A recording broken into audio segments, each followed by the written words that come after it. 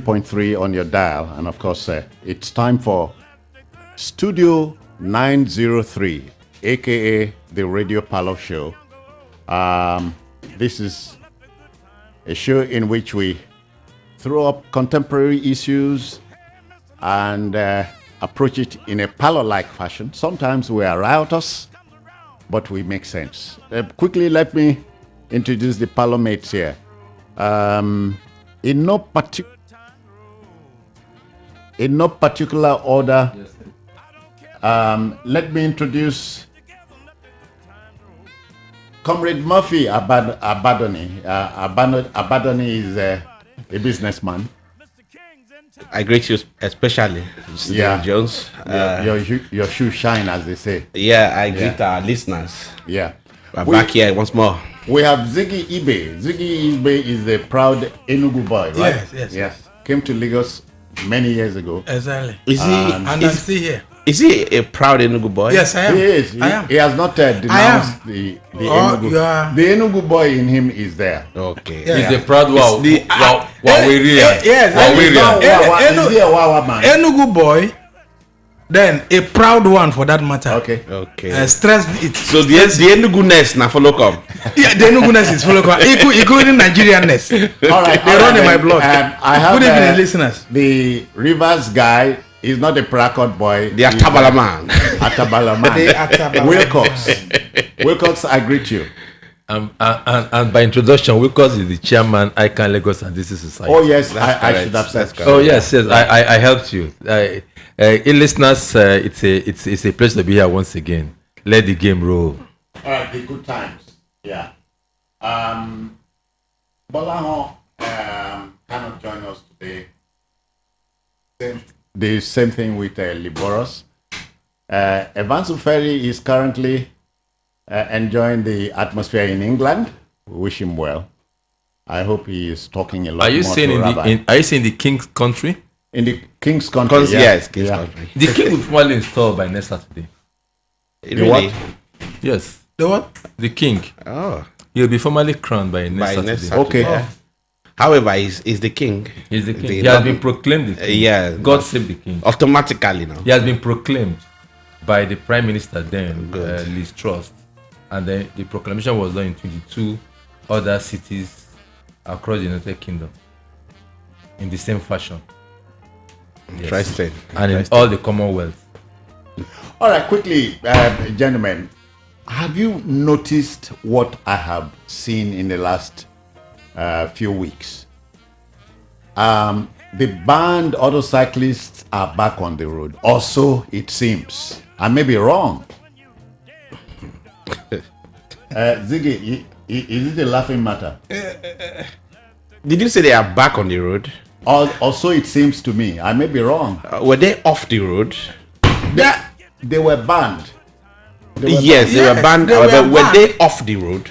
They were banned in certain areas.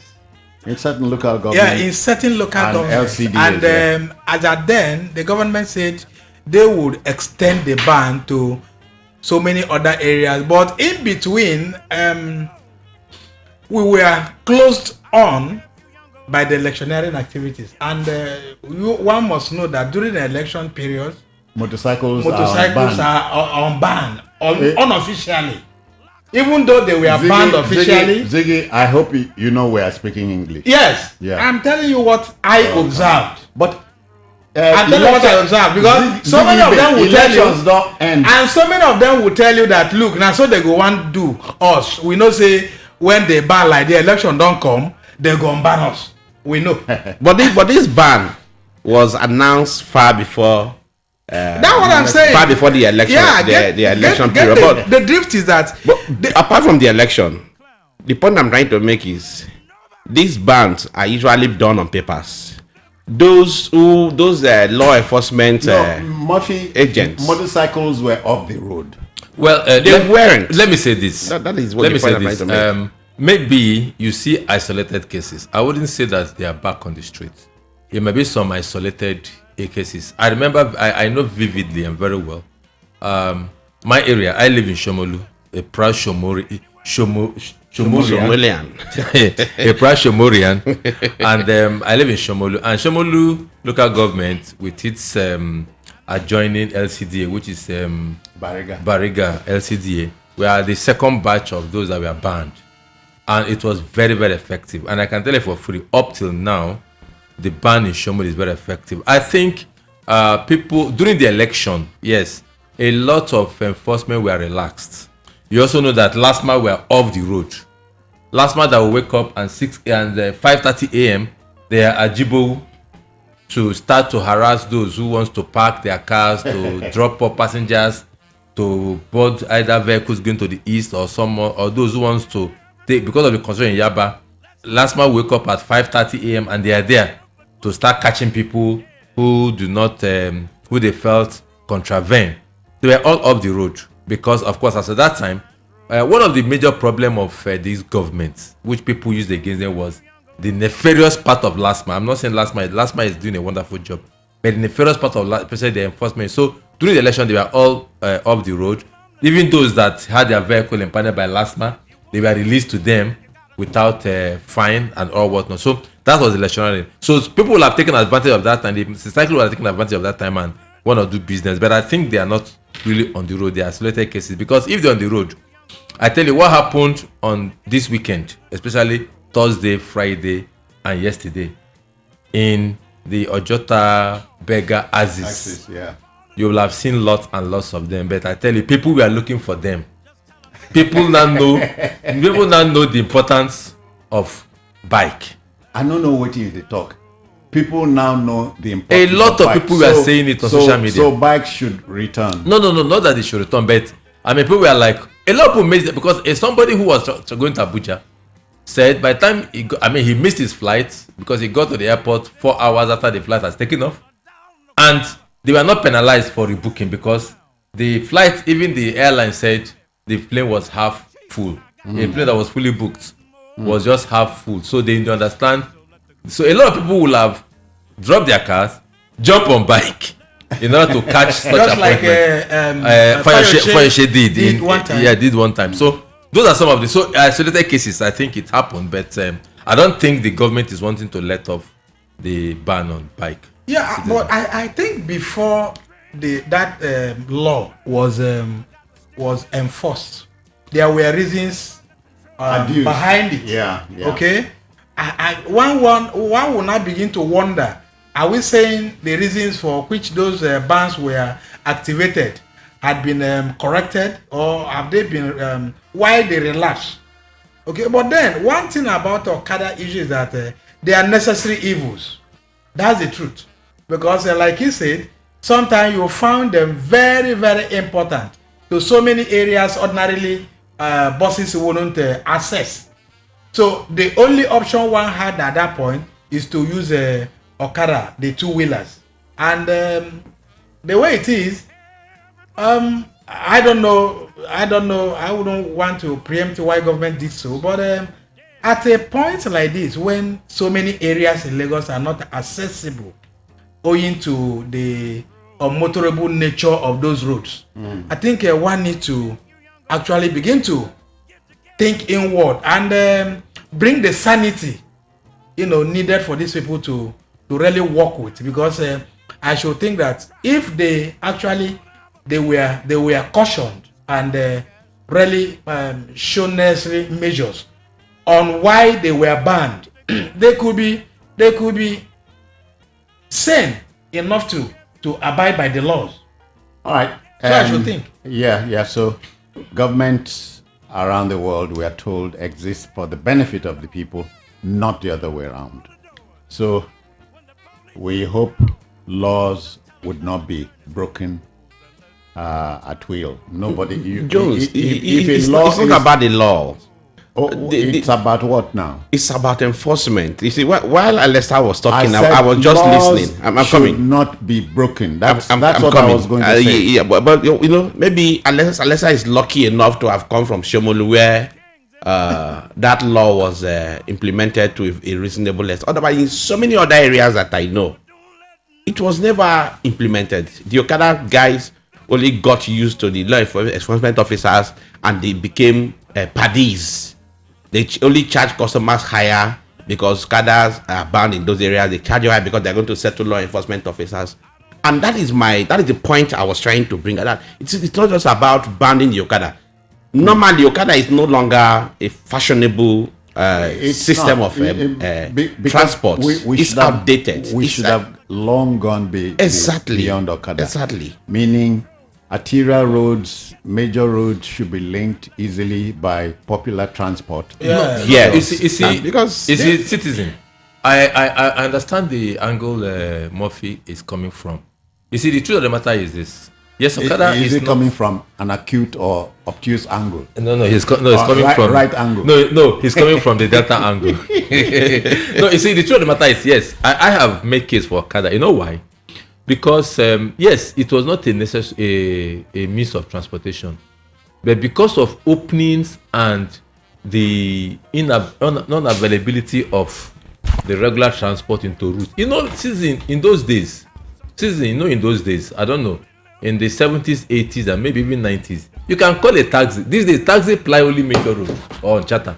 You can call a taxi and give him your house address. He comes and drops your house address and goes to the next address to drop the next person. Taxis go house to house to drop people. I mean, ideally. Yeah, that is how taxis operate. In those days. Yes, you can't try that today. I'm coming. That's how taxis operate. I know them to operate. Now, in Port Harcourt, you see that, okay, in Port Harcourt, you know, Port Harcourt is a well-planned city. I grew up in Port Harcourt as a Rivers man. As somebody that come from that part of the country, I'm not a Rivers man, I'm a Nigerian. I'm a proud Nigerian, but they say I come from Rivers State. I accept. Who said? Now, so, you know, you can be, let me say a place like, you can be maybe at Harbour Road now. You call a taxi, you say Bonnet Street. He will pick you. You go for the person they call, say Victoria. He will pick him. Another person will call, he say Bende. He will pick him. Now, you are going to number 10 Bonnet Street. He will drop at maybe number 20 Bonnet Street. He will drop at number 20. Go cross to number 35 Bende and drop that person. And then move to Victoria and drop. As he's going, he's picking people. Yeah. But now, you discover that taxis now operate like buses. They only go on major routes. Now, from bus stop to bus stop. Who broke that law? Well, it is society. Maybe just out of development or some. So they now run on the road. Now in Lagos too, taxis used to carry people from your street to the other street. Yeah. But now taxis has become lord of the manor. You find them at Oshodi bus stop, they are all there waiting for a drop. You find them at Antony bus stop, they are there waiting for a drop. Natural. You find them at nobody is now. So who now services the inner roads? The inner roads. But the buses operate on the major road. The taxis operate on the major road. So who now services the inner road? It becomes the duty of the Okadas. Yeah, but even at that, at those major roads that taxis ply, they still carry passengers to those inner roads. That is charter. Okay. All right, gentlemen. That is not what we are discussing today. But here is something to set us going.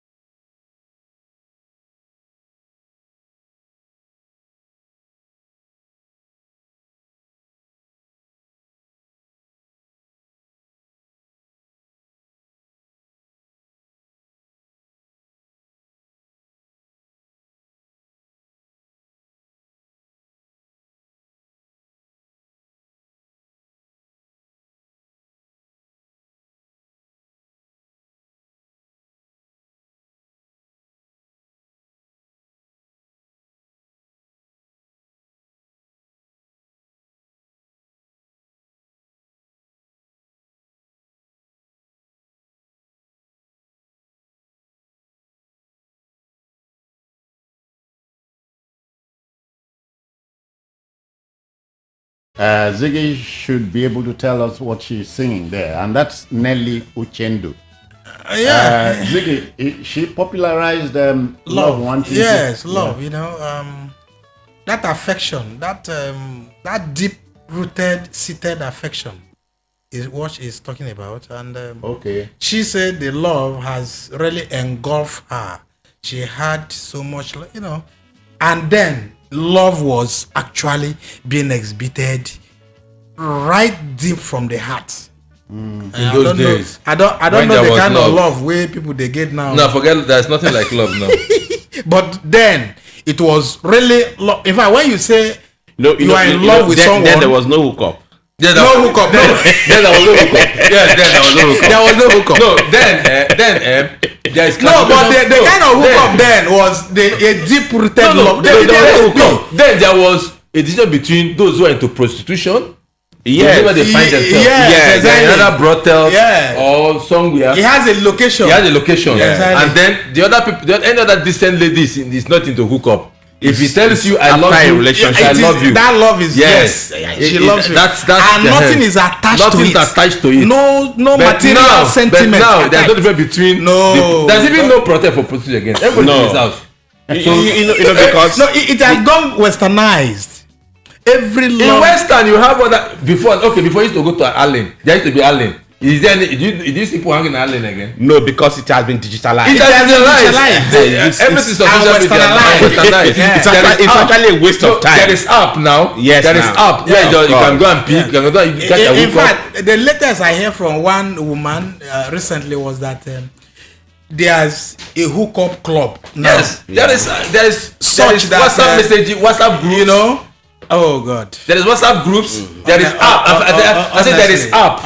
Of course. Hookup apps now. Of course. So and you don't. So every. It takes the grace of God for you to see a young lady who is not into it. That is correct. It takes the grace of God. That's correct. That's correct. Because you see a lady now and say, "Oh, lady, I like you." Let's say a lady will tell you clearly, "I'm not into relationship. No, I'm into just." He will tell you what do you actually want from me. She will tell you, "Let's be let's be friends for benefits." No, what do you want is in the plain term of it. In the plain term of it, do you know? At the point when somebody is asking, "What do you want?" He's not asking you any longer. Just be specific. This is what I want. Yes. So and then he gives you the bill. Love is not attached. And he gives you the bill. Yes. And you know.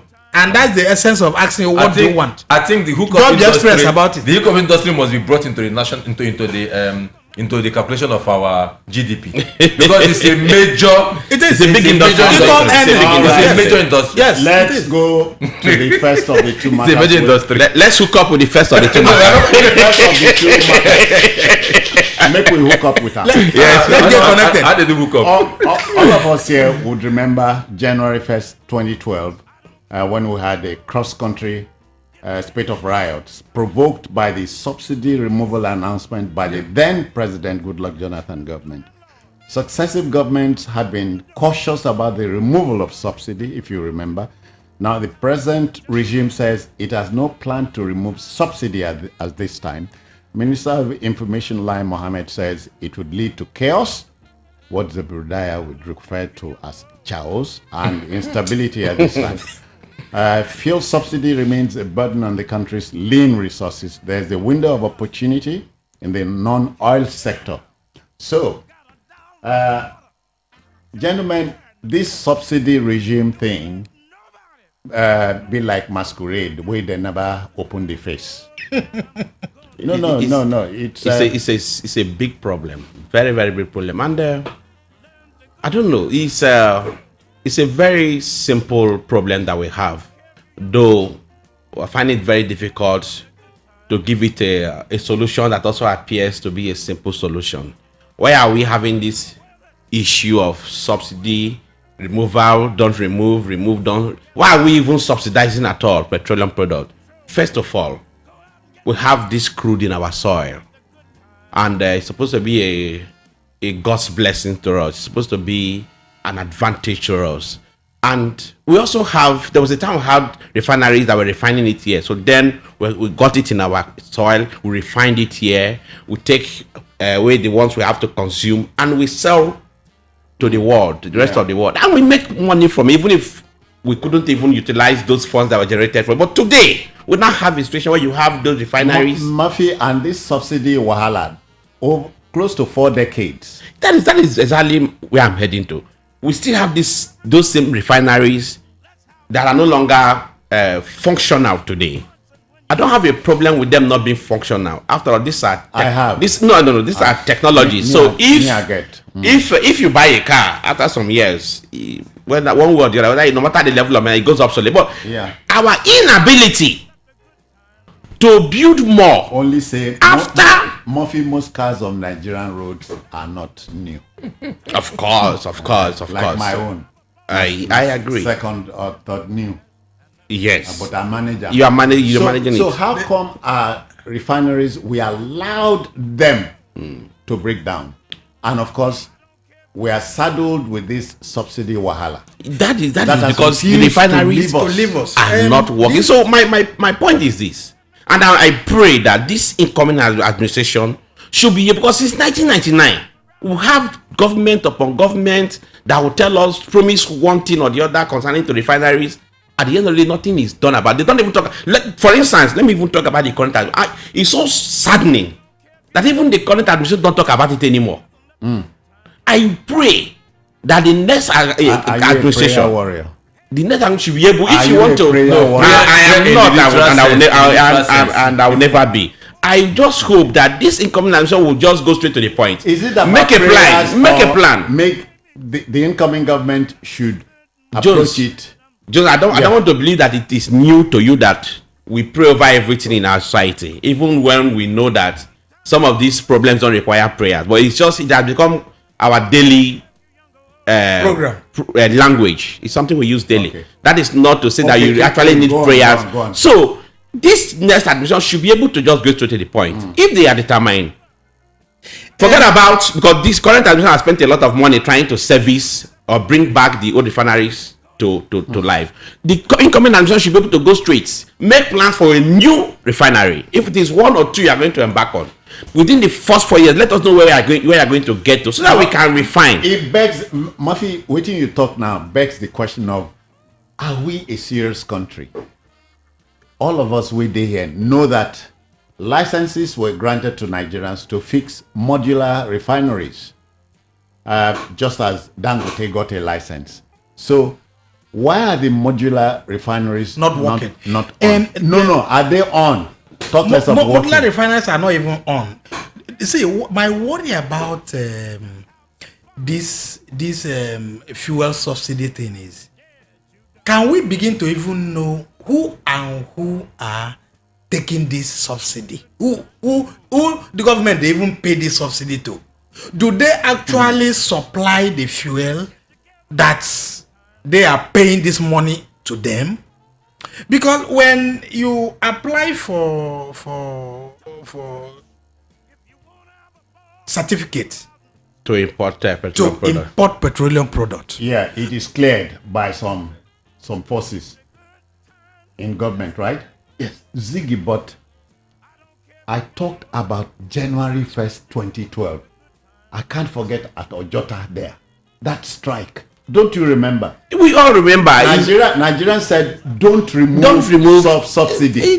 What are we talking about? See, it is one thing to actually agitate the removal of subsidy.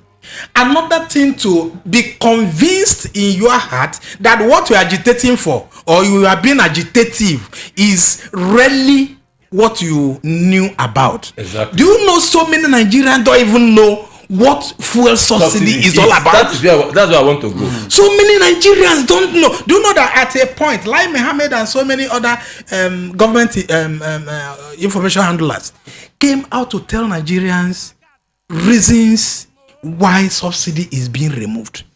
We argued it. And do you know, so many, there are a lot of issues. See, and it's so annoying. Do you know that this modular refinery we're talking about, it's a very simple technology. Terribly too simple. But the same government, terribly simple. Yes, very simple. I've seen it. If at the first something where they terribly simple. Simple means it's no longer small picking if you do them. Really? Yes. So small picking, they do terrible things. Let me tell you. You know why it's so. You know why it's so. You know why I use the word terrible. When I was thinking about this modular thing, I think that one big thing where if you don't get too much money, you know feed one. Do you know that it's just a technology of connecting one small bucket to one man? If you see it, Well, but do you know what? I'm not a science inclined person. I don't want to go into that. What it should be is that if these things are working actually, because the boys at these people at the creek that are doing all this, do you know government still go there to arrest them, and they're actually producing fear. No, so why not give them license? Let me say this to you, Ziggy. Let me say this. Now, if we take it from Jones' position of January 1. Anyway, 12. The strike didn't start from January 1. The action took the removal. I was still in my village. I remember I was still in my village enjoying my Christmas when that happened. And so by the time I go back to Lagos, the thing started around January 6 and took 1 week or thereabout. Now, No, the announcement. The announcement was January 1. Yeah. The real strike started January 6, January 6 or 7. Now, let's go back to how did Nigeria begin to talk about fuel subsidy.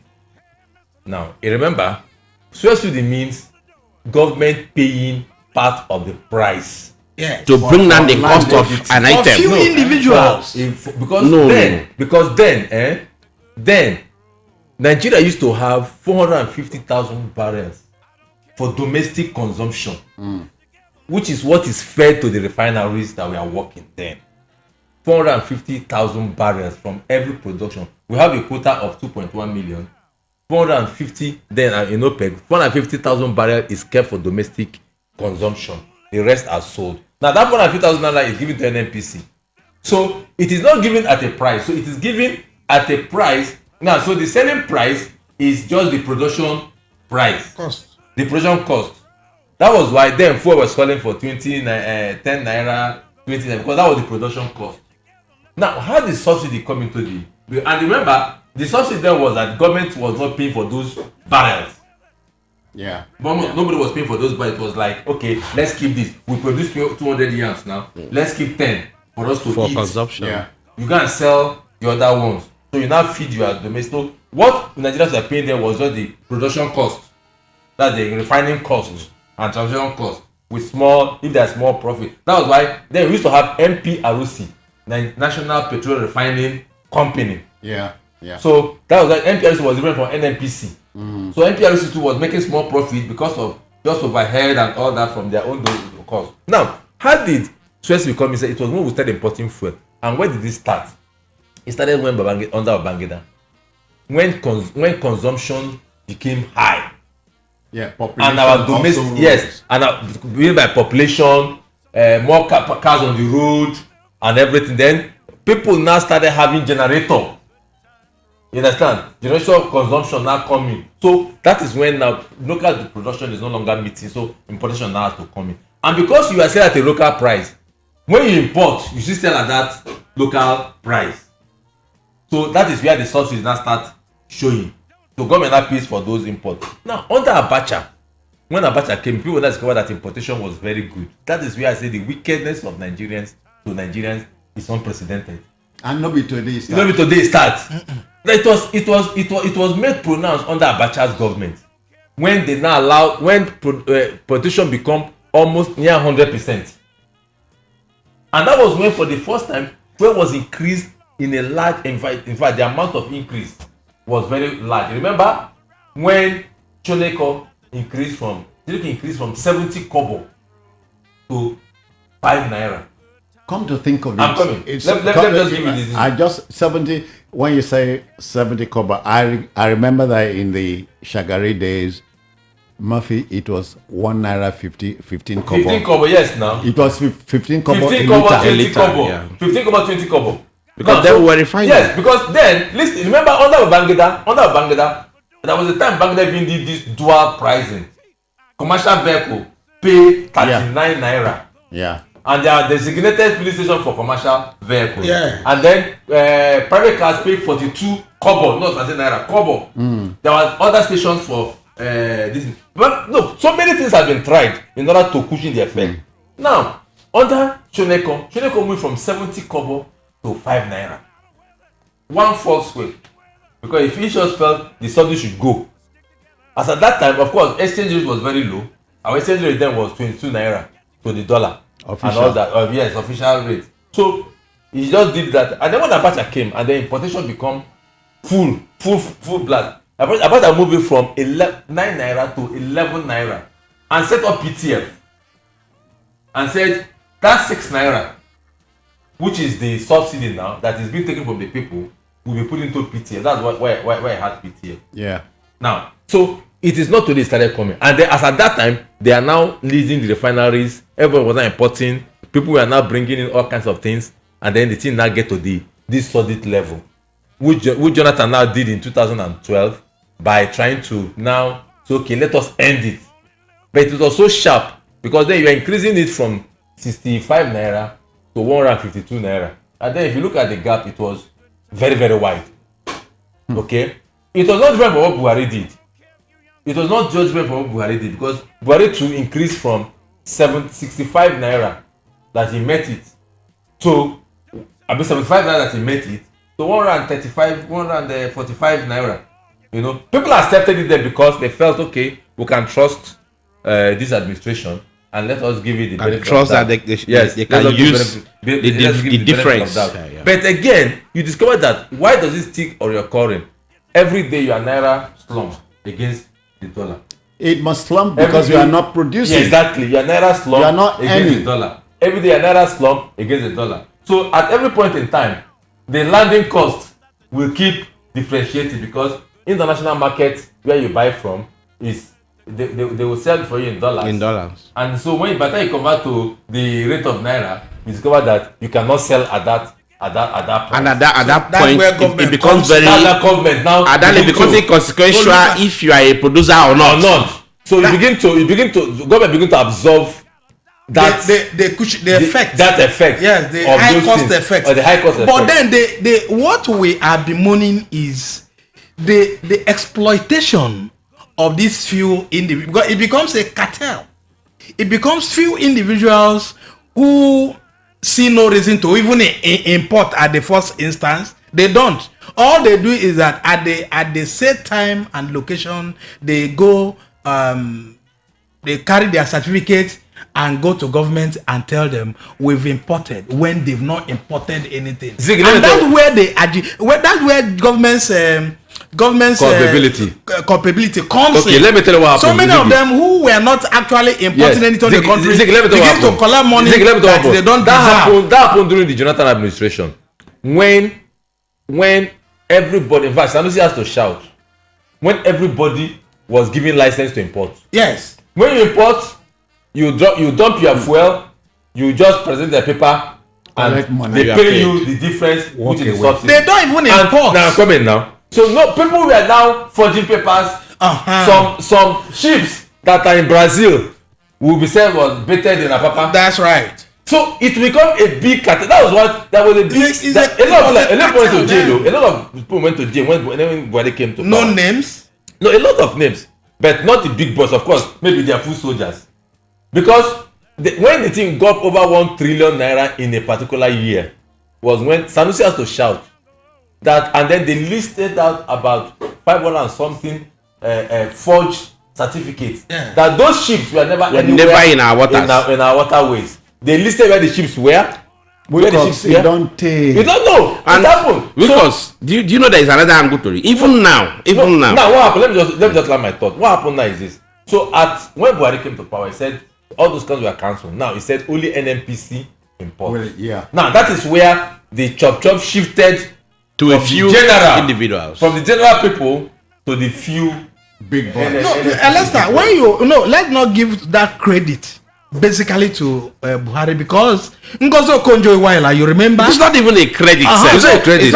Ngozi Okonjo-Iweala even shouted. In fact, one of the reasons she was attacked, or what even prompted her to even wrote that book, corruption was something. No, fighting corruption. Fighting corruption was dangerous. It's dangerous. Yes, was because of course, remember because she fought these subsidies. Exactly. So they kidnapped the mama. Exactly.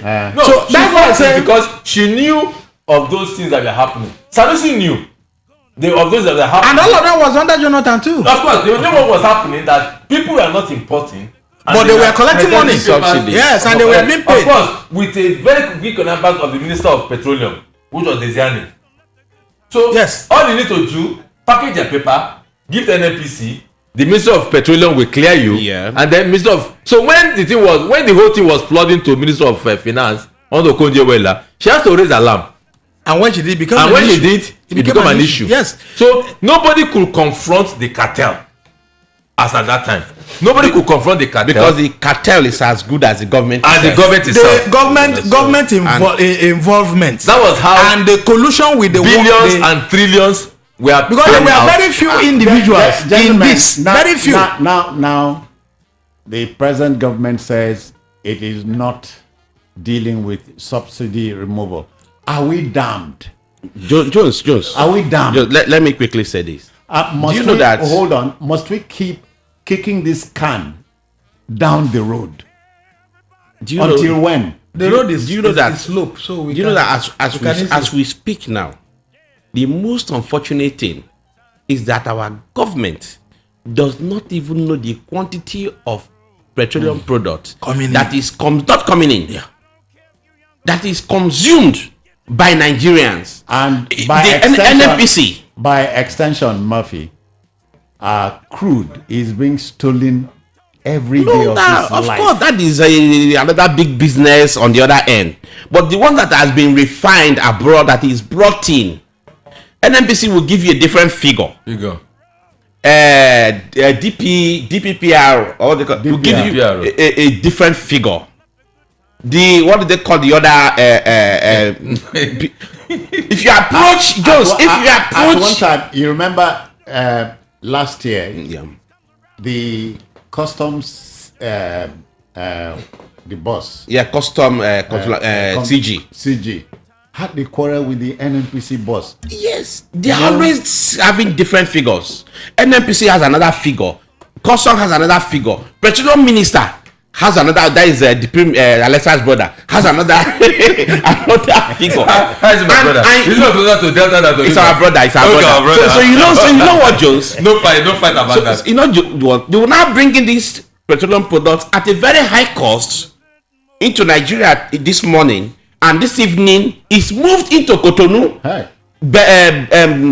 These neighboring countries already subsidized product for Nigerians. It's now transported away to these countries. So again, it's called that Nigeria is subsidizing neighboring countries, and it's bringing us down. It's killing us. That is why I said the only way. You are a big brother now. No, this big brother thing. And again, do you know that and the area? Let me say, sorry, Biggie. Do you know another problem that we also have? Because you know these ships, these big boats that bring in the crude. No. They refine. They stay offshore. You now use smaller cabotage boats to bring them in. So for a fee. For a heavy fee. Of course. That is why they cost. If you look at the NNPC template, for this subsidy, you will discover that some of the things they are putting there is so irrelevant. Do you understand? It's so irrelevant. They will put financing cost. That means you must take loan for every crude you're importing. They will put transportation cost, 3 types of transportation cost: cabotage cost, offloading cost. They will still put custom duty. They will put warehousing cost. So they put all those costs that bloated up the price. And let me add this. Do you know the funniest thing again, Jones? Maritime business is done in dollars. Meanwhile, our naira is struggling to survive. And our government, as a government, is doing their business in dollars against the naira. Are you surprised? So each time a shipload of petroleum product comes to Nigeria, it means we have to convert our naira to dollars. Exactly. To pay these charges. Then when the petroleum product comes in, businessmen who have contacts with government big shots, or sometimes these big shots themselves, will transport these products to African countries to sell at a higher price and make money to them and become multi-millionaires and billionaires. I cannot forget one statement former military president Babangida said. He said that it beats his imagination, Wilcox, if you remember, that even the flogging that the economy takes, the economy still stand. So, but that was what put Tell into trouble. That was one of the things that put Tell into trouble. Was it not the same man who said that Nigerian trouble has defied all solutions? No, but let me tell you the truth of the matter is this. At that point, when Bangla said that to me, he knows that, look, Nigeria is a resilient country. It is. In terms Highly of resilient. no, but so I mean, the other day I saw on social media somebody said Nigeria is going the way of Venezuela. Wait. I say never, because the resiliency of Nigeria, you will not believe it. Those are the categories of people that will tell Nigeria is the poverty capital of the world. You will not believe it. Nigeria is such a rich, endowed country, even without us tapping those resources. Jones, I won't mention. I'm just coming from a resort. I was there last year. This resort is inside a forest in Oyo State. The road to the place is terrible. No power, no direct power Electricity. to the place. No direct electricity to the place. And if you see the development of that place from last year that I was there for, it's been existing. Their facilities are fully booked. in spite of the bad road. In spite of the place it is. I say it's inside a forest. The road to the place, in fact, my exhaust pipe got open. So why are there no roads? Was it deliberate? No. What I'm saying, I'm just trying to give you a picture. No need to fix the road. No. It's always that you should fix the road. Huh? But from the road to the junction to the resort, the man paved it. Of course, it's a big village. But what am I saying? I keep telling them, so even inside this forest, people are picking up money. The resort is always fully booked. If you go to the place, you'll be shocked. There is 2 football academies there. There's a big stadium inside the place. There is that is how people. It's like a mini town. Yes, that is how people. That is how tell you how Nigerians make money and how people patronize what is in Nigeria. You will be there and be making it. So that is why no matter how hard the economy is taking a beat, it doesn't go down.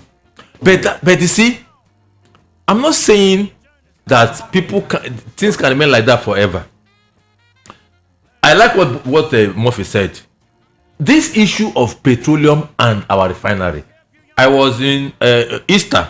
I was in River State. My brother is now transferred to Okochiri. Okochiri is a town that shares boundary with the refinery. In fact, the town shares the boundary with the Port Harcourt refinery. So, when I passed that refinery, I shed tears. I've been hearing that they are doing renovation, they are doing turnaround. I looked at the refinery. It was the way it has been. Just a minute, I have a caller here. Good afternoon. Hello, are you there? Okay. Hello. So no serious work is done on the refinery.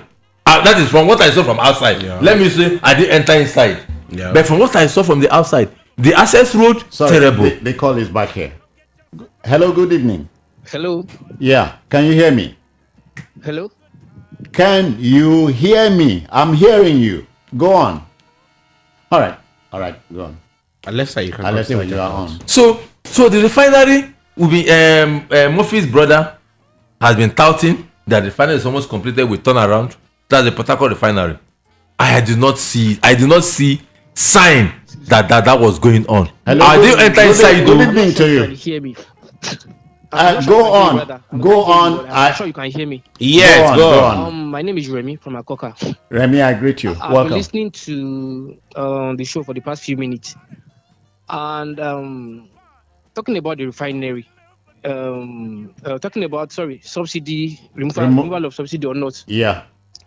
I could recall in 2015, this APC government told us they were going to remove subsidy.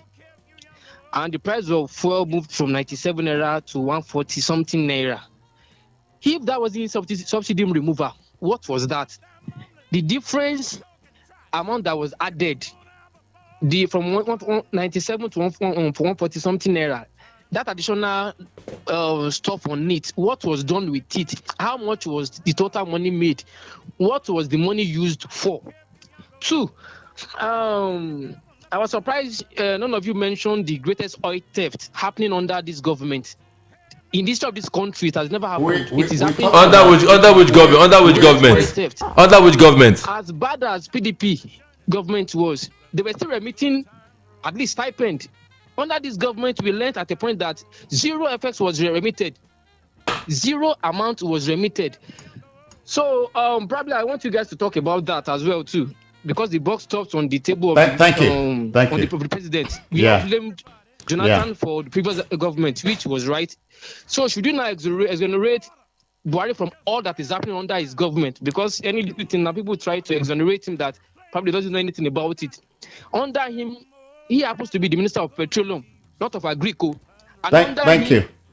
Yeah. Oil theft ever in the history of this country happened. Nothing has been done. Nobody was arrested.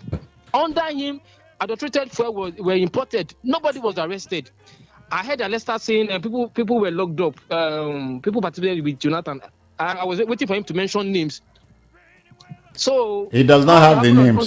I have the names. It's so appalling. See, Oga, all right. Oga, wait. Let me correct. Let me correct this guy. You are speaking from a position of anger or trying to be defensive or trying to be emotive about the Buhari government. Nobody is exonerating any government. But the things you said are totally all wrong. The things you said are totally, and sometimes it's always good that people should get their facts right. There was never, oil theft has been a business that fire didn't start today. Oil theft has started far back, even the time of Shagari. So it didn't start from this government.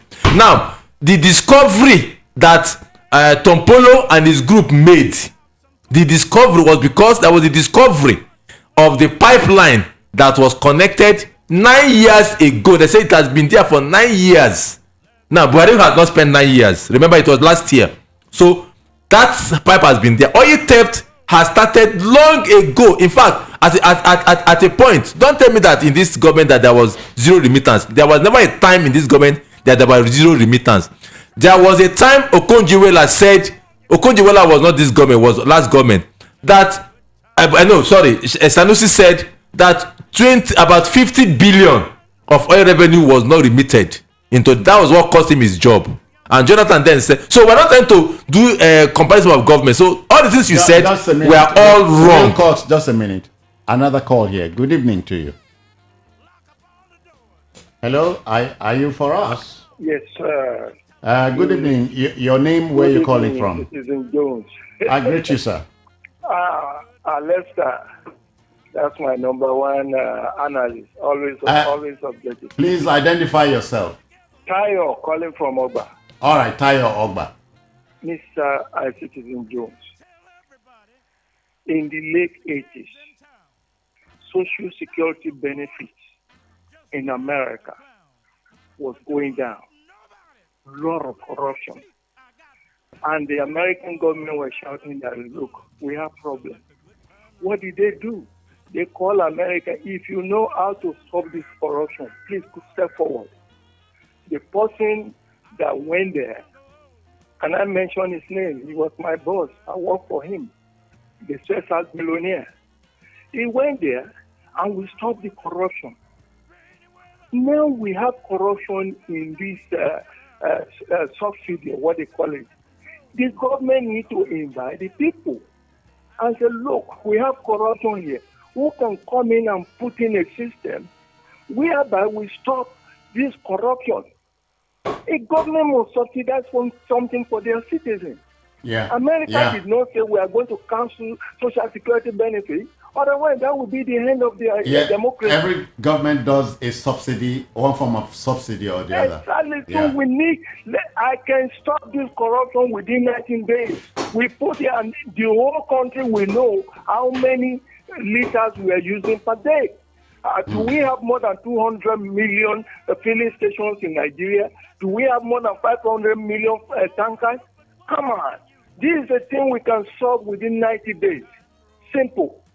Thank you. The point I know, And what I know works well is the government of the day can do anything and they'll succeed in this. This is like a perennial issue now. It is year in, year out. Government comes and go. I hope. Ziggy, Murphy, and Wilcox. One thing, Newcastle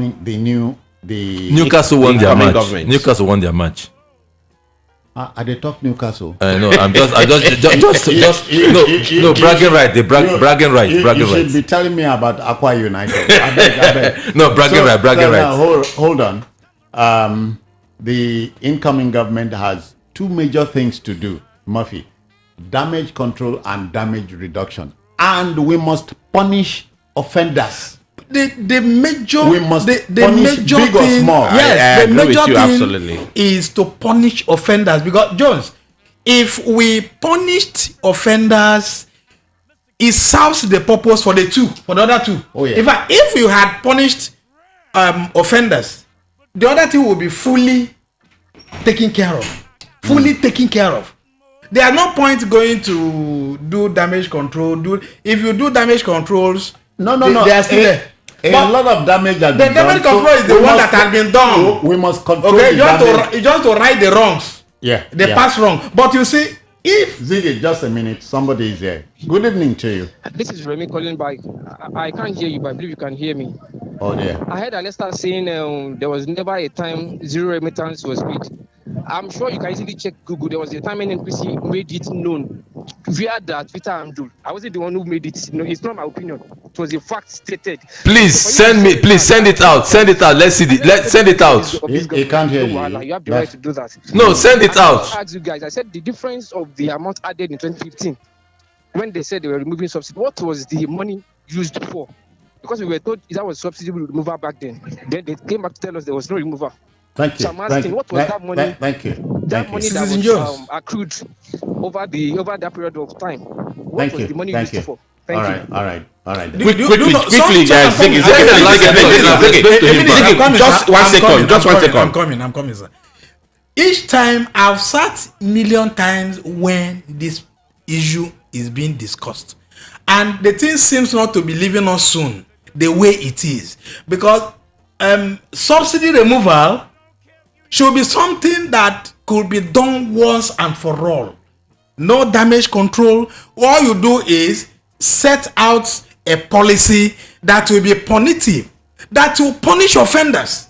The moment that is done, because look, whether we go front, go back, the issue is that government know the people that is perpetrating this. Ziggy, Government know them. Ziggy, you don't need a special prayer or a prayer warrior. I'm not going to pray. No, hold on. You don't need a prayer warrior It's Murphy that goes to punish pray always.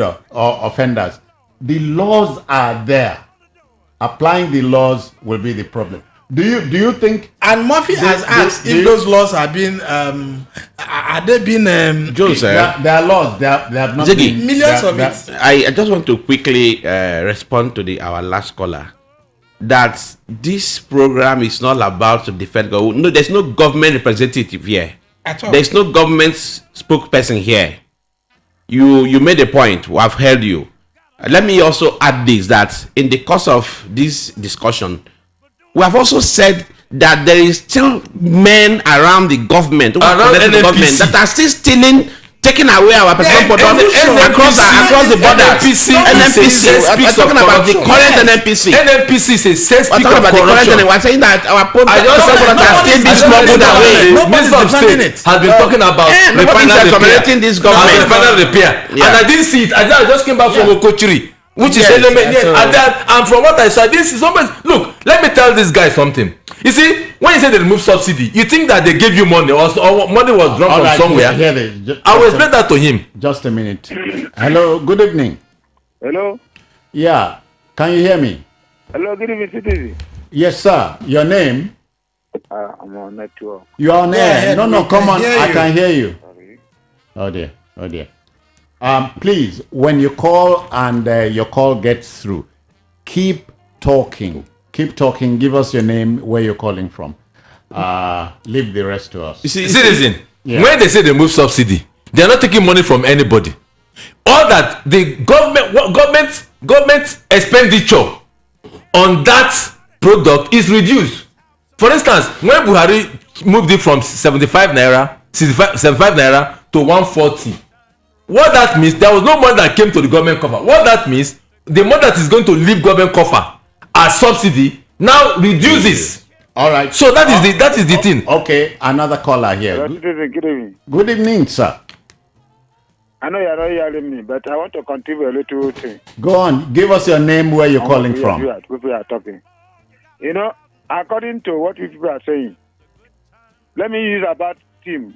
Like if a manager lose a game, who people fans or people blame? I even understand. Is like a management of the country. If the governors are not doing well, he's the one to take charge, or he's the one to make art over them, so that they will deliver what is sent them to. No, except that forget that we're in the federation. They forget that we're in the federation, that the president has no right over governors. Thank you. They forget. All right. See, one thing they use forget that we're in the federation and the president has no right over governors. You know, it's like they keep saying this thing. Well, Wilcox, the problem came not too long ago when the Minister of the Interior, Engineer Ragbeshola, advised governors to sign death warrants. Exactly. Because the president cannot sign death warrants. Only governors can. Exactly. That's what the constitution They forget that Nigeria. Look, let me tell Nigeria this. Nigeria is a federation. Hold and even as we speak, only just a minute. Except that the president has no business with how Udom runs my state. Of course. Exactly. All right. He has no business. Hello, I have a caller here. Good evening to you. Hello. Yeah. Hello. Go on. Hello. Go on. Yeah, if you get through, go on, identify yourself, your location. Oh dear.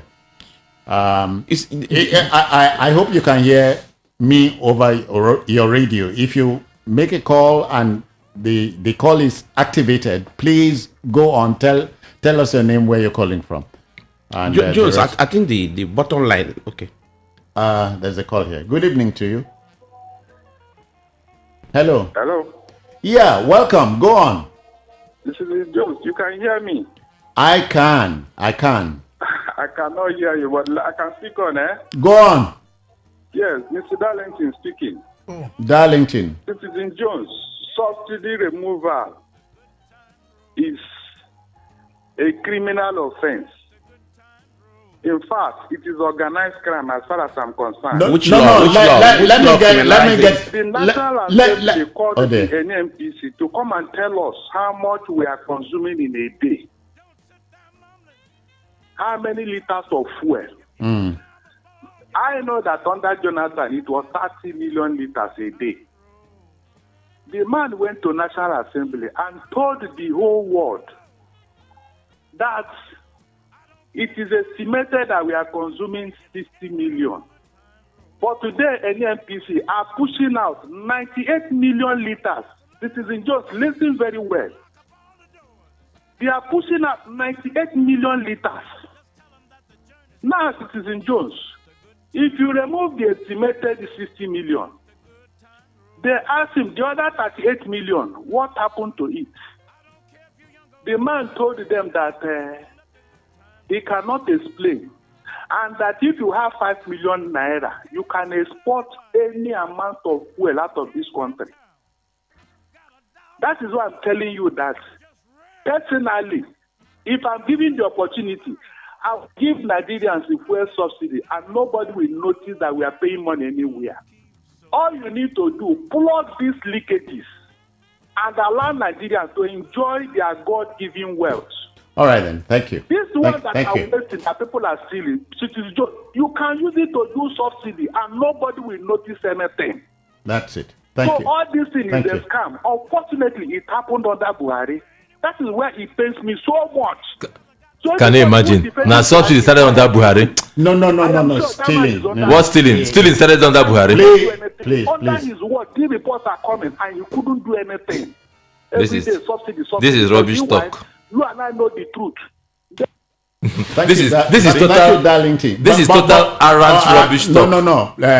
Wilcox, you don't say that to a caller, please. No, because I understand. I know the caller, and I understand where it's coming from. Wilcox, mind your language. Mind your language, please. You have a call. But what troubled me about Darlington's submission at the beginning was when he said subsidy removal was a criminal. Was he not part of those that supported it in 2012? This same Darlington? All right. I have another. Was not part of those that supported in 2012? Hello, good evening. Good evening, citizen Jones. Welcome. This is Tayo calling back. Let me bring it to your attention. Governor Shiomole in 2011 went to Warri Refinery unannounced. When he got there, he told them, how come there's no petrol? But on their blackboard, they wrote 350 tankers sent to Edo. He said, which Edo? I'm just coming from there. Even though if your refineries are working, it will disappear. Unless we come in and put a system there that will stop all this corruption. Yeah. Thank you. Yeah. Jose, let me say this. Corruption is man-made. Corruption. And so the solution to corruption must also be man-made. Yes. And all right. Hello, good evening to you. Hello, citizen. Welcome. This is Charles from Festac. Charles Festac, go on. This man called Lester Waycott. You are not fit to be a leader in the at all. The way you are very, very aggressive. Look at the way you are talking to a caller. That is no, we have cautioned. We have cautioned him. We have cautioned him. Oh, you also say nonsense, eh? You lose the result of this thing. I beg, get out. All right. So, what point has this caller made? He has made no zero point. You called to say Lester was being aggressive. 0 point. You ended up being more aggressive. Hold on. Two wrongs will never make a right. But that is what just happened. But hold on. If somebody outside attempts to mess you up, you must go gaga on air. You cannot. Murphy, you cannot. Two wrongs will never make a right. That is my point here. Lester got it wrong. He also got it wrong again. Alessa got it wrong a second time. Good evening to you. Hello? Hello. Yeah, welcome. Yeah, good evening. Yes, sir. My name is Obianefo from Ejibo. All right, go on. Yeah, actually, I'm listening to your program. What I don't like is when they're saying something, the other guy that called said that there was contaminated fuel being imported to Nigeria. And you couldn't say any other thing about that than to castigate the guy and flogging people. Oga, don't expand. Please don't expand. Don't expand the wound. We have cautioned Wilcox, and it will not happen again. Thank you. Jones, we're talking about corruption here, and I'm very surprised that rather than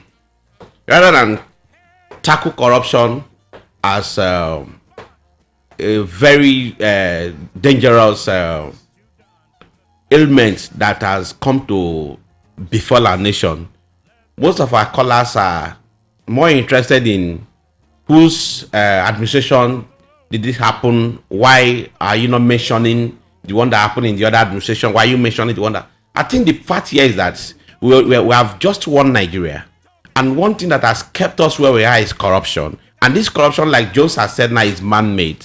Whether it was Jonathan's administration, Obasanjo's administration, Yar'Adua's, and even the current. The point is that there is a challenge, there is a problem. People are corrupt, and these people are Nigerians, and they are killing our economy. All so, right. Irrespective of what they call, let's leave it there, because we have a second matter.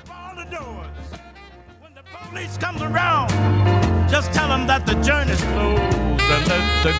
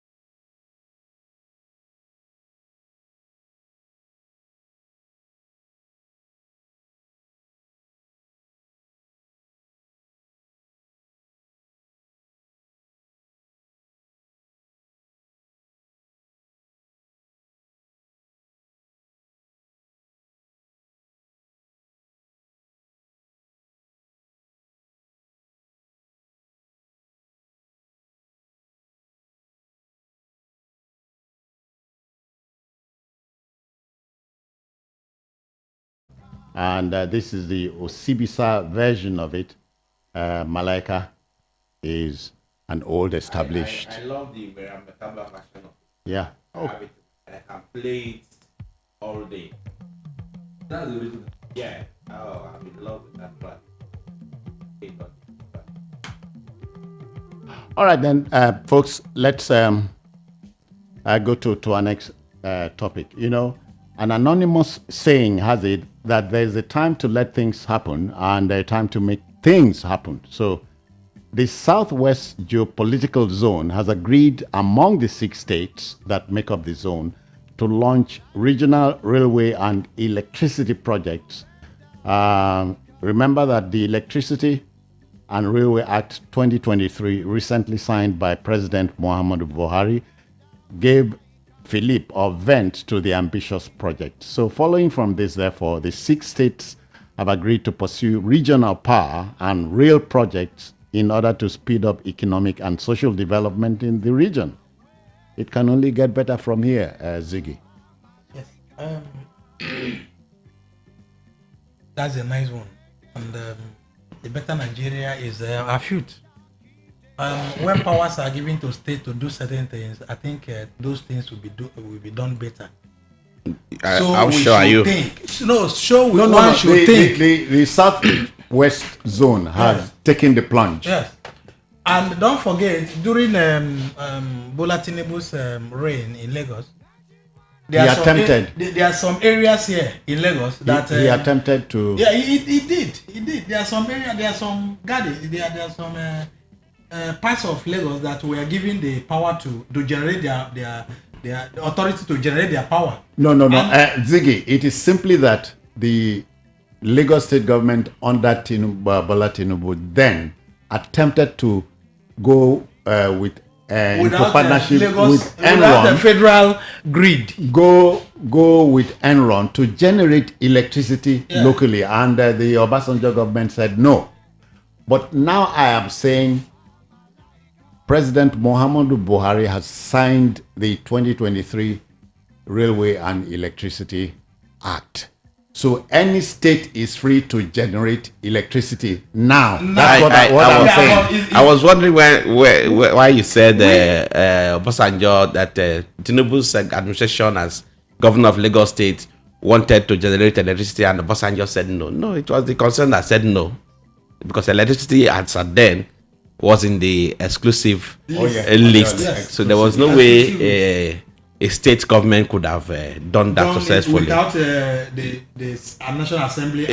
Even if you go out with, you must surrender it to federal government at the end of the day. That was why so many states felt very reluctant about it, because it would be an effort in futility at the end of the day. But many thanks to this current. Can you reconcile what you have just said with the fact that 6 months to the end of Obasanjo's reign, he quickly set up 10 power plants in the country? Have you forgotten? Yes. But nothing happened. Nothing happened. Nothing happened. Because of corruption. He was overtaken. Because of corruption. That is why when we talk about corruption, we should forget about the political parties and whoever that is leader at the time. The point is that there is a corruption and Nigeria pays the ultimate price. And you and I as Nigerians suffer seriously for it. Because once these corrupt activities are done, they deprive us of basic amenity. They deprive us of good life. But I'm saying now, Murphy, the ball is in the court of the states now. No, you see, you may generate your electricity. No, you see, before now, there is states could generate, but no more than 25 megawatts. But you still feed it into the national grid. No. If you anything above 25, goes to the national grid. That is why the Lagos power own is 24 point something megawatts, not up to 25. Yes, the one that is at CMS that feeds the facilities of Lagos. Yeah, the facilities of Lagos Island. All the Lagos Island facilities are fed on that one. Tinubu started it, and Fashola completed it. See, this is a very good law at this point. You know, also one thing that Governor Dele prided himself in Rivers State was power plants, even though they didn't work. A lot were built. Afam Power, the Transamadi own. Well, they worked for a few days. Those ones were like 10 megawatts, 15 megawatts. They worked for a few days. The one that was supposed to have really be big is the Omoku own. But what happened to it? That's where Peter Odili spent a lot and lots of money. And there was nothing really to show for it. Amechi came and sold some of them and all that. So now, if the law has been made open that you can generate, that is good. Because part of one thing that Tinubu, I know that President-elect Tinubu is after, is that power be dissolved. Yeah. Be dissolved. Certain powers be devolved so that states can compete. So that states that have the capacity can do a lot of things. Before, you cannot do rail is central, power is central, certain things, even waterways has a limitation and all whatnot. So now that this law is it's coming late in the day, but it's better late than never. Now that a president that is pro decentralization is coming into office, it's going to help. And so if the Southwest states begin to think of a joint power project, a joint rail project, yeah, of course that would be fantastic. Because if there was a multiple entry route and exit route from Lagos to Ibadan, maybe there was a rail line that cut through the Shagam Aziz and get to Challenge and begin to go to Shogbo, that is not the federal owned, that has its own route. I'm sure a lot of the traffic that happened on Saturday, from Friday and Saturday, will not have occurred at the level they occur. So it's a good development that states or regions can now collaborate and do that. And if you have the capacity to generate power has been a major challenge we have. We know that. From NEPA, from Electricity Corporation, ECN, to NEPA, to PACN, to DISCOs and GENCOs, the situation is the same. I understand that I left my house since on Friday. I understand that since Saturday morning there has not been power. Even as I came in, the first thing I had to put on was generator. For the in my area, once it rains, it takes another 4, 5, 6 days to get electricity. Small wind. So if states can do, maybe if something gets the local government, if Shomoli can produce power and we can buy from them, so be it. Because let me add this, it's even a big business on its own. It's a big business. Power generation is big business. So if the Southwest states have decided to do so, I just want to believe that the other states can emulate same, because it's big net. Enough of this waiting for 30 days to go to Abuja to collect allocation, come back to the states and slaughter it and wait for another 30 days. But government should begin to do business one way or the other. Murphy, but do you know, this to me is like restructuring by other means. Indirectly is restructuring, and that is. I remember this same Buhari government said, for funds to local governments, that local governments should be independent of state governments. And to have their allocations directly. Governors went to court. Yes. So it tells you there are so many enemies of the country. Yes, all of us. So many enemies. All of us are involved. All of us are against the Nigeria. We are culpable. We are culpable. And yet people say we are a religious people. I don't know those that sold this idea to us that government must not do business. If government must not do business, then what is government doing with money? Nigeria today survives mainly on funds from sales of crude oil. If government must not do business, why is government selling crude? I wonder. And bringing the money home to share among states, and they squander it and wait for another 30 days. So state governments must begin to think towards that. Doing business. Even local government can do business. You talked about generate funds. Sorry to go back to the first topic. You talked about these modular refineries. I remember that Edo State pride itself that they've already completed and they're about commission their own. Bayelsa, the same thing. Talked about it because, like Zigibe said, how can a state not be able to, when the license for modular refineries came up, not be able to have modular refineries? You know that there's a problem. There's a problem because if the refinery comes, you make money. So, and what does it take to set up a modular refinery? Not anything too extraneous that you take to other refineries, and you can refine 1,000 barrels. Yes. Wilcox all of us here, when we did primary, secondary school, the teachers say Nigerian are world leaders in production of palm oil. Today, today, unashamedly, we are importing palm oil. Now, and the two, let me tell you, let me also give you the shock. The two major palm oil companies in the stock market, if you know the dividend payout, of course, I'm talking about Kumu and what is the other one? The other one is at Edo State. I have shares into two companies. If you know their dividend payout, and this is a company that's not able to meet domestic consumption. Not even half of it. They can't meet domestic consumption. Yet, the amount of money they make and the dividend payout rate, you'll be amazed. So the opportunities is just there. But why are people not tapping into it or taking advantage of, or state government? Cross River State used to be a very big there's a company called Pamol, in Cross River. Cross River Akwa Ibom there. A big company before that specializes in palm oil. Where is it? So it's covered that if a state like Bayelsa that has large deposit of crude oil, it's a small state. And even if you produce 1,000, even if you have a modular refinery that produces 1,000 barrels per day, you can service Bayelsa, service Delta. No, they don't go to that. Just service Bayelsa alone. That is enough. And then, not that is just enough. Then the spin-off. Then you make a lot of money. You make a lot of money. If every state, corrupt individuals no ferry the money away. That is the fear. We are talking about.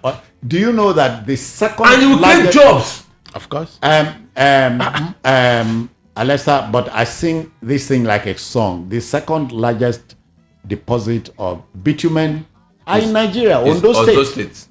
But yet, Ondo State is one of the poorest states. You know why we import? Because those projects aren't going to bring fast money to the governors. Okay. Have you wondered why, rather than governors looking at how to establish modular refineries in their state, especially those Niger Delta states, they would rather go into airport projects. Exactly. Because that is going to bring quick money. That means they're going to dip their hands into the state treasury directly, take out money, bring in some foreign contractors to do whatever, and take money directly. So Bayelsa that commissioned the airport, the place is waterlogged. What are you doing at airport in Bayelsa? When there's airport in River, there's airport in Warri. Okay, no vex. Please. Murphy, don't go to court. Don't go I wouldn't. But Ziggy, wait. I'm saying the opportunity is here because the Southwest region has taken the plunge. They have all 6 states have signed to generate their own electricity for their consumption, and of course go into an aggressive railway system.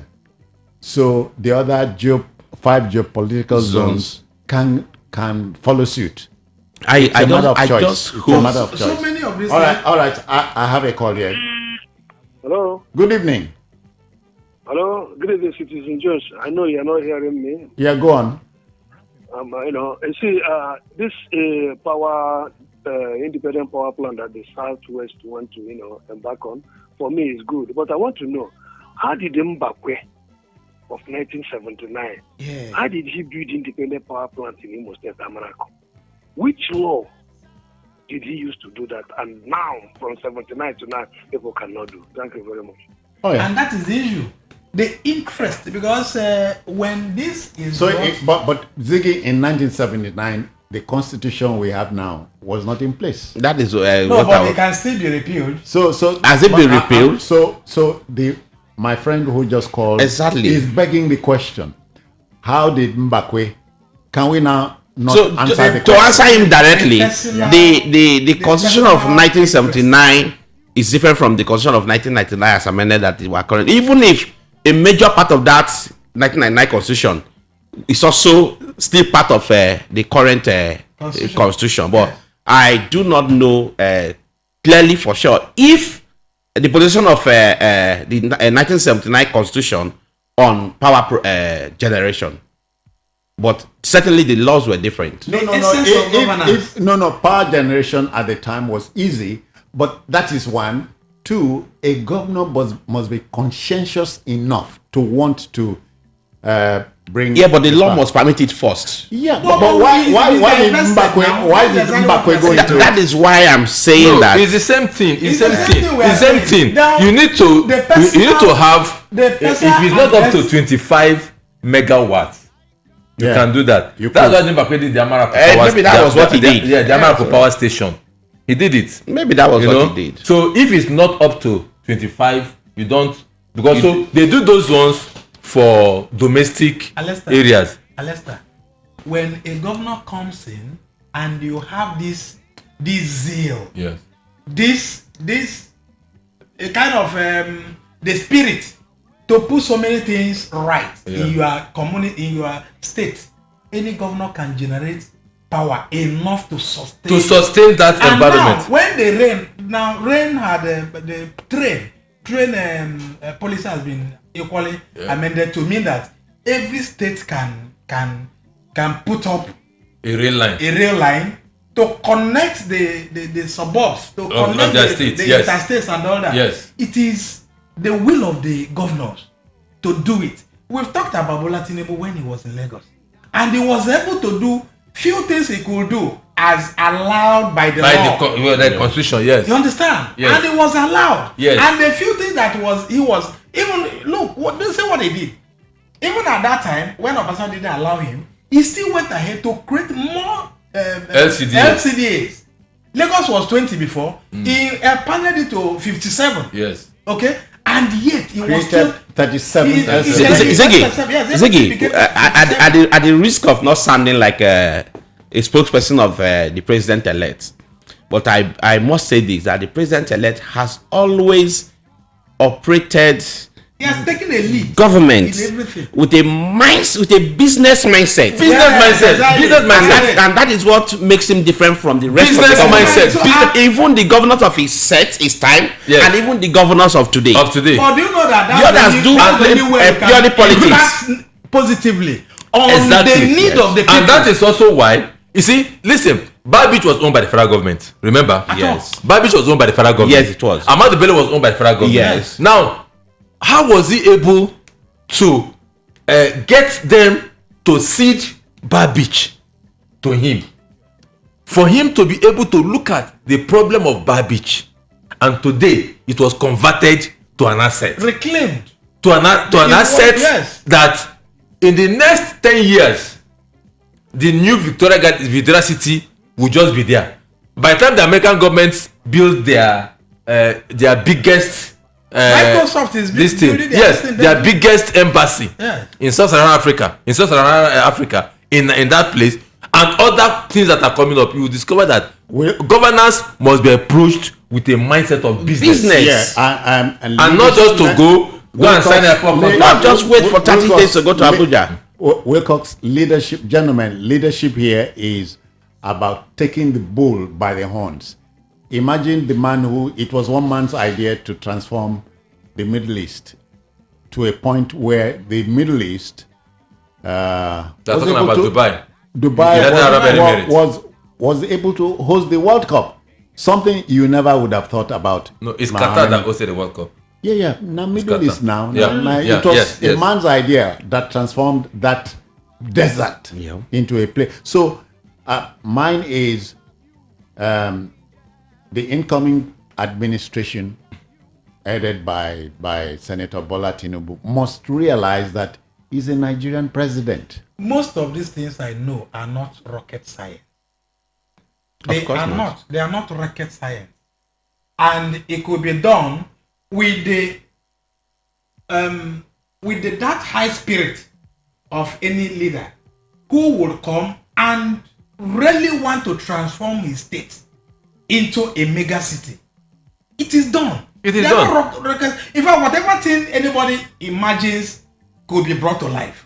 Of course. And another thing that these people should know, that we know, is that the money, the allocations they collect every month is enough to bring to reality so many of the things we've spoken here. Then look internally, you can generate so many of these funds to really service them, because most times they've decried paucity of fund, and before the money comes, they must have edited it and put so many out of circulation. Before you know it, they will start crying, they can't even pay their workers. But they have enough cash to use or to put into use and make their... Look, in my own state particularly, the development of that state stopped when this man left. When Sullivan left. Okay. He is the beginning and the end of development. Sullivan is the beginning and end of development in 8 years.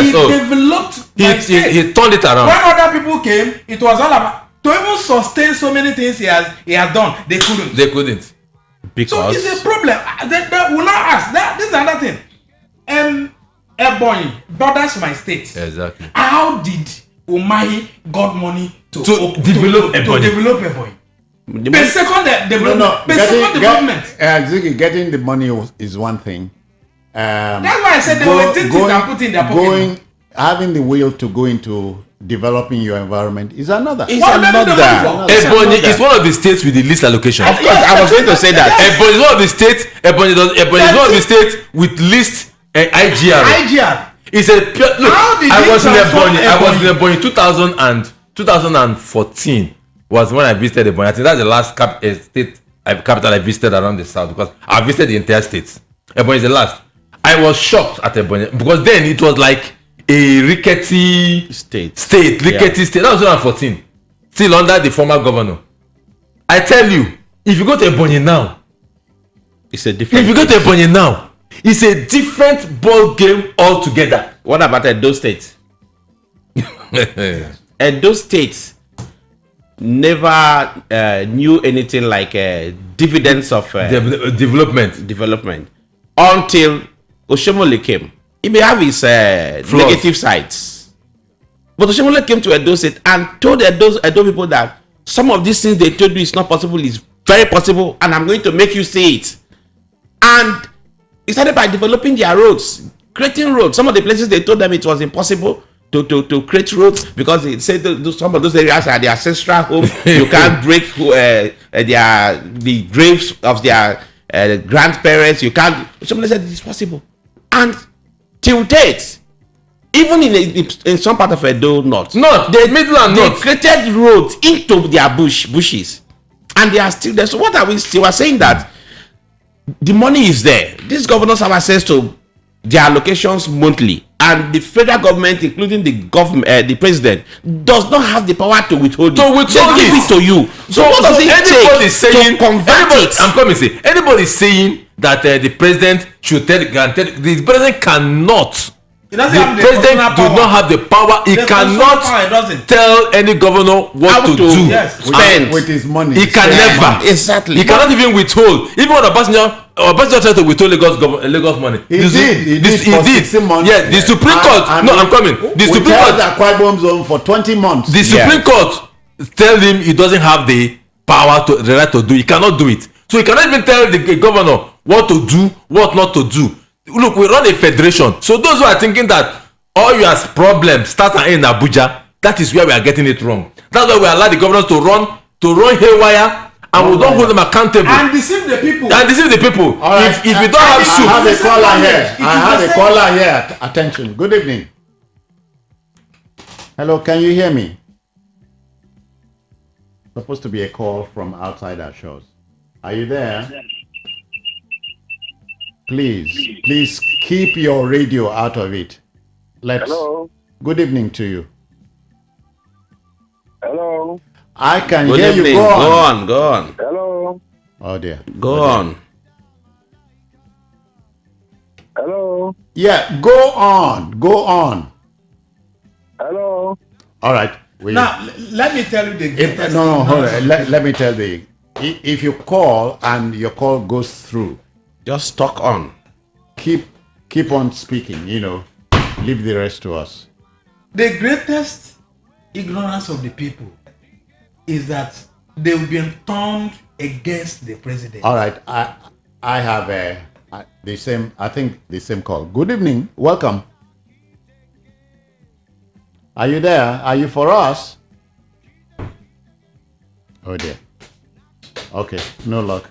They've been turned against the president.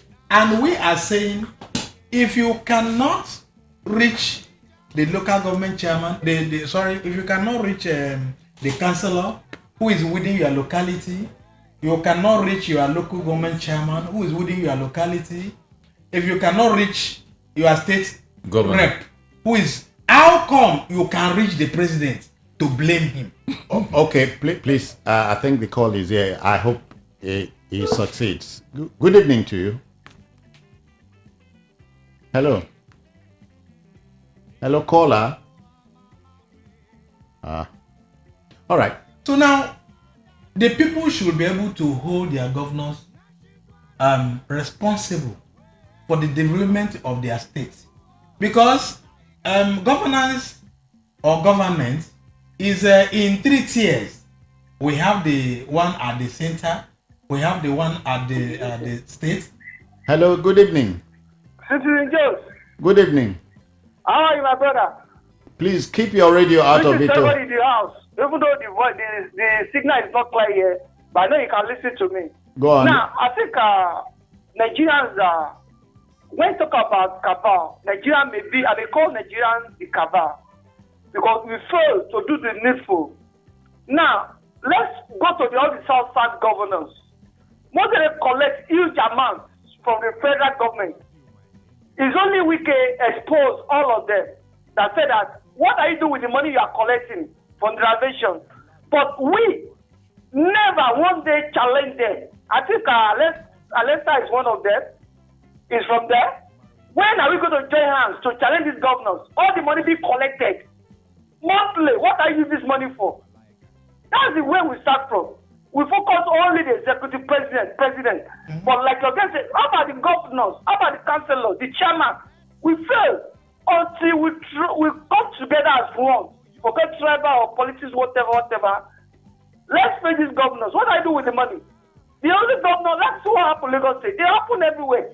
But people in the southeast, they can hold the governors. All they collect money. Dancers don't talk with the money. But the people did nothing. Focus on the governors. Thank you. Please, let's start from there.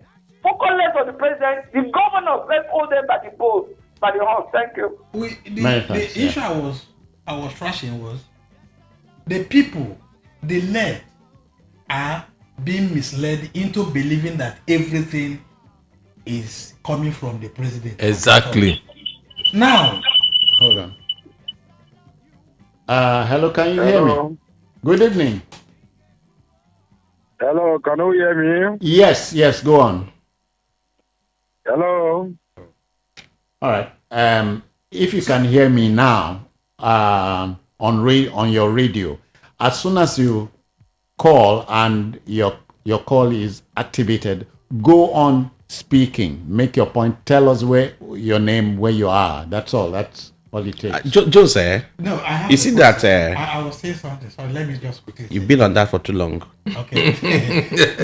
the issue now is the people have been highly misled into believing that their fortunes are being held in Abuja. I'll lead you to keep quiet. Good evening. Hello, good evening. Yeah, welcome. Hello. Go on. Hello. Please, as soon as you get through, if you call me and I activate your call, go on, tell us your name, where you're calling from, and make your point. Again. Please don't. Okay. Ziggy, can you rest your case? Yes, now? what I was the people had been made to believe into that the governor hold the president hold their fortunes, and this the falsehood was coming from the governors because they know that each time they collect their allocation in Abuja, they will do whatever thing they want to do with it.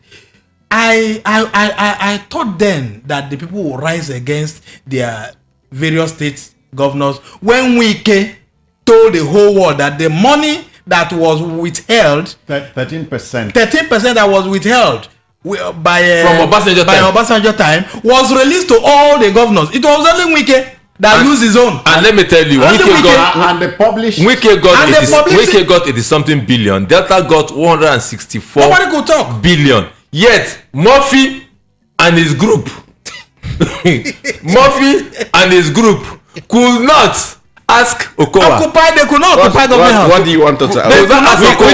What happened? Wike- And this Wike was building overhead bridge on And every he said street. where he was getting the money from. On every Wike got his own on every and street. chose to build bridges. On every street. My governor got his own and choose to contest election as vice presidential candidate to Atiku. So look, you think it takes paper to contest election as vice presidential like candidate? Ziki said, the unfortunate thing is that one, we analysts too has helped the people, have not helped the people, because when we come on TV and radio, everybody talking about the president. Now the president has his own functions, and each time we are discussing budget, we're only looking at national budget, and then somebody will not tell me, oh, for health they are budgeting 500 billion, divide that by the number of Nigerians. Unless people still think in Nigeria that it is the federal government that manages the primary school. Exactly. People will not divide the health budget, divide the education budget, and I tell them, I say, look, health, federal government runs only federal teaching hospital. Yes, now federal. And Lagos State has more health institutions than the federal government. Of course. I say Lagos State has more secondary school. Federal government has only 164 secondary schools in Nigeria. Only 164 secondary schools. Federal government has no primary school. Federal college. Yes, federal government has no primary school. Federal government runs no primary school in Nigeria. The primary school run by federal government is one in Abuja, and that's by Abuja. Let me take this. So let me take this. Okay. Good evening. Hello, Citizen Joe. I greet you, sir. Soul. All right. How are Then. you? Fine. You see, it is very easy to come on air and be talking that Southwest governors want to do this, they want to do that. You see, I've always believed that the problem we have is in us. You remember what Socrates once said? He said, know thyself. The problem is corruption. As long as people who are going to handle these things are corrupt, nothing will move forward. Exactly. We can only move forward in this country when we have a change of attitude, when our value system is based on integrity, honesty. Right. You know, as long as that is missing, whatever they are trying to do will amount to nothing. Thank you. Thank you too. I love his point. It's true. It's very, very true. Yes. It's very, very true. So Nigerians should know that your first line of action, your first line of interest, your first line of support for whatever is your state government. It's even your local government. Primary school is run by local government. Forget that in Nigeria today, governors have merged local government as part of their department. All right. Just a minute. Good evening. Good evening. Yeah. Go on. Your name? Where you calling from? I think my name is Mr. AJ. Okay. I think it is time for what you people are discussing about what the Western governors want to do. It's very, very good because if other people should emulate it like that, for example, we shouldn't be depending everything in the federal government. I think some state government should have a base of business. For example, if you talk of China right now, if you go to some providence, you see that providence have a particular thing they are producing. For example, if you talk of Enugu, we have a coal there. What are they doing? Why are they not developing that coal? So that the state government can generate money from there. All right. You see, we need to do business. State government need to do business. Like in Lagos here now. For example, now they are talking about security and all these things. For example, Lagos state government have a lot of factories here. Maybe like 20 or 40 type of factory. Do you think that you can see all these boys on the streets? You can't see them because they will be employed. Okay. So I think state government have to have their independence of doing a particular business. Right. Either they have a factory, they have a refinery, or whichever one. For example, look at Ibom Airline. It's not a state government that owns it. Is it not functionable? Yes. My brother, you see, we have a lot to do in this country. Thank you. We can't debate anything in federal government. Thank you. That's why we're having problems. Oh, yeah. If you look at average Nigeria now, because Igbo people, most of Igbo people, they are into business. You can see most of them living well. You know, the other people, you know, other side of the country. So Thank you. Every state government have to engage themselves in a very serious business. we'll leave it there. Murphy, we must go. Time to begin to wind up quickly. Yeah, the issues are these issues live with us. These are things we discuss every other day. What is lacking is the willingness on the part of our leaders. When I mean leaders this time, I'm talking about those who occupy political offices, whether appointed or elected, because they are the ones who have access to our resources, and so therefore they are the ones that should put it into use. And one of our callers made a very key point here, which I want to also build on. We as a people must understand that we need to tackle corruption from the grassroots, from our various homes, as individuals, as a family. Otherwise, we'll go nowhere. As long as corruption continues to live with us, those you elect into offices, those that are appointed, when they get there and they acquire wealth massively, when they come back home, they are giving chieftaincy titles. We won't go anywhere. As long as they are related to us, we feel that they've committed no wrong, then we cannot go anywhere with that kind of attitude. So we must begin to understand that building Nigeria to that Nigeria of our dream takes the effort of all. Thank you. Ziggy, how do you close? I think is at this point very, very pointedly to note that development and our contact should start first with the councillors, because that's why government is devolved to our immediate environment after the councillors, because these are the people we can reach. They are reachable, not all the way to the center, or even the governors sometimes you can't even see them. But the people you can see are your councillors. You can see them if you have the courage. You can see your rep. That's why they are the rep of the people. Whatever you tell them, they take it to the National Assembly floor to discuss it. So these are the people not raising to the top. If the issues you know that are being taken care of by your local government chairman, we have 3 tiers of government. The government at the top, at the center, then we have